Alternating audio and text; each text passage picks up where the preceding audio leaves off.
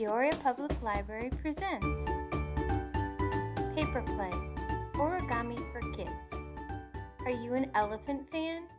This little guy is so cute and so easy to make. All you need is a square piece of paper and some folding ability. You can do this. Give it a try. What do you need? This, and your hands, of course, or some hands, and maybe a pen or marker.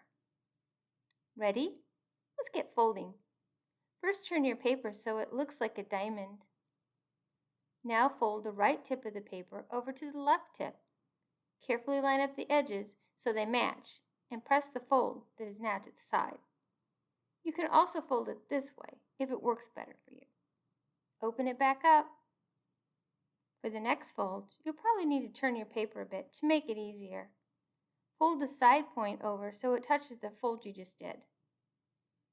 The top edge will be straight across, and the side edge will follow that first fold. Fold the other side to match the first. It will look a lot like a kite when you're done. Here's the trickiest fold for this origami project.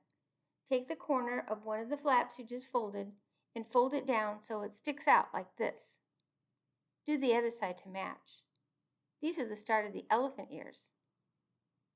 Now fold the top tip down to make the top of the elephant's head, making sure the tip rests on the center fold so it's straight.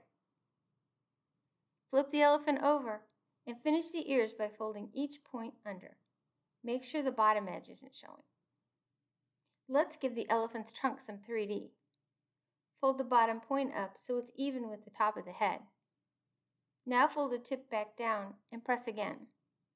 One more fold. Fold that new edge at the top down even with the bottom. That's all the folding, but maybe some eyes. Yes, eyes would be good. Ooh, I like that. An amazing elephant. And all you needed was a square piece of paper.